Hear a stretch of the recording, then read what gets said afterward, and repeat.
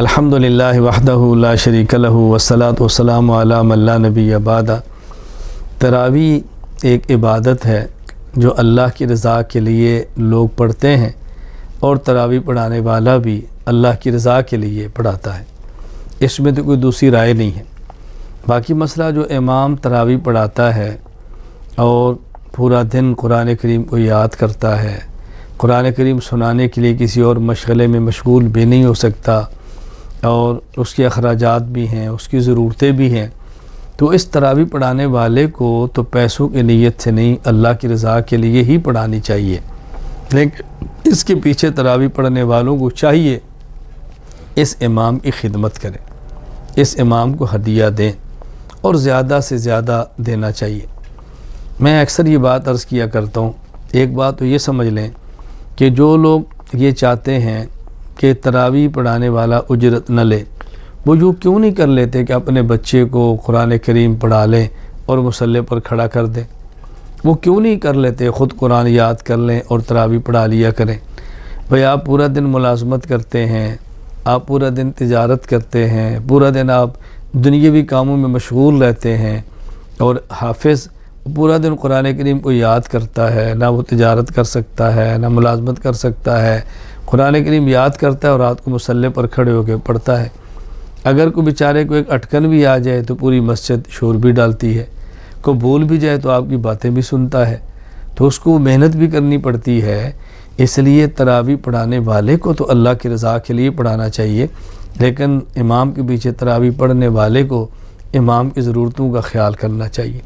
میں ایک بات یوں سمجھیں لطیفہ کا معنی خوش طبعی کے طور پر عرض کیا کرتا ہوں کہ جب ہمارے ہاں رمضان کا اخیر ہوتا ہے تو ہم اپنے بچوں کے لیے شاپنگ کرتے ہیں، جوتی لیتے ہیں، کپڑے لیتے ہیں، اور اس قدر اسراف کرتے ہیں الامان والحفیظ، ضرورت کی حد تک تو کوئی حرج بھی نہیں ہے، لیکن بہت آگے نکل جانے اس کی شریعت میں کیا گنجائش ہوگی۔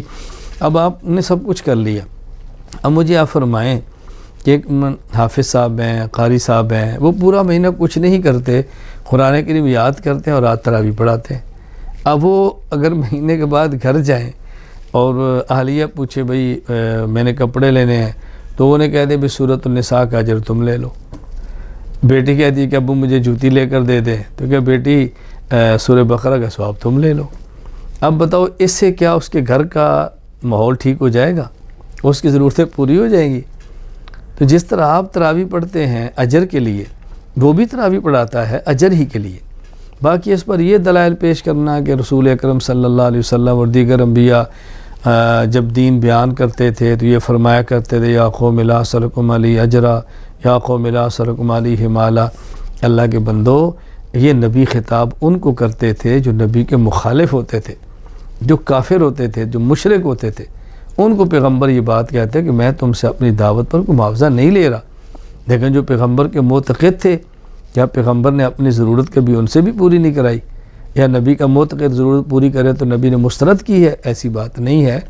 میں ایک بات عرض کیا کرتا ہوں، ایک ہے ابو بکر صدیق، ایک ہے ابو جہل۔ تو رسول اکرم صلی اللہ علیہ وسلم جو فرماتے ہیں نا کہ میں تم سے کچھ نہیں مانگتا، یہ ابو جہل کو کہہ رہے ہیں، ابو بکر کو نہیں کہہ رہے۔ تو تم اس آیت کا مصداق ابو جہل کی جگہ پر کھڑے ہو کر خود کو نہ بناؤ۔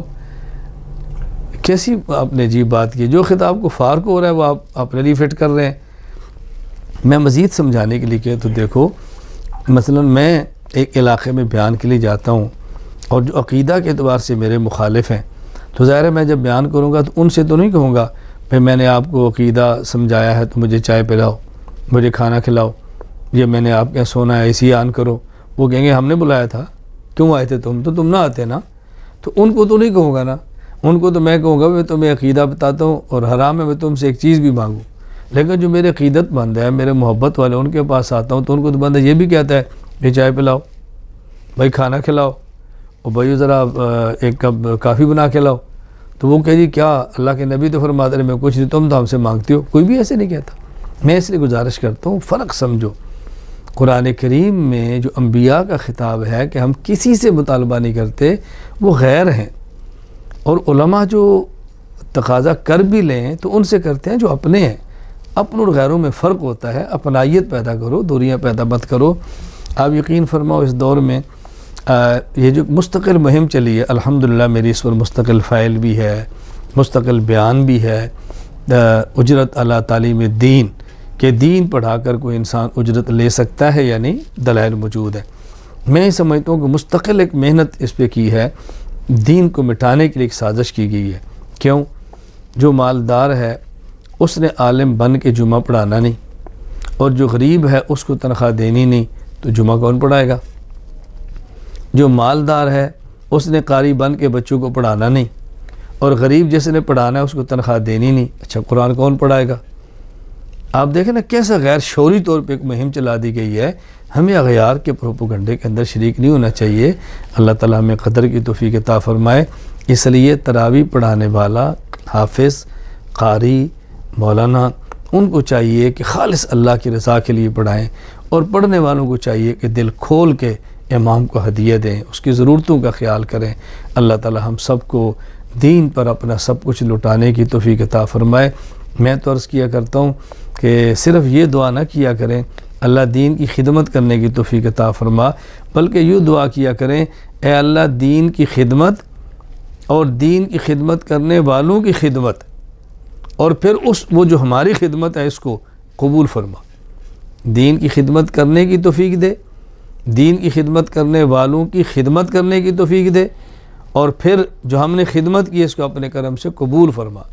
وآخر دعوانا الحمدللہ رب العالمین۔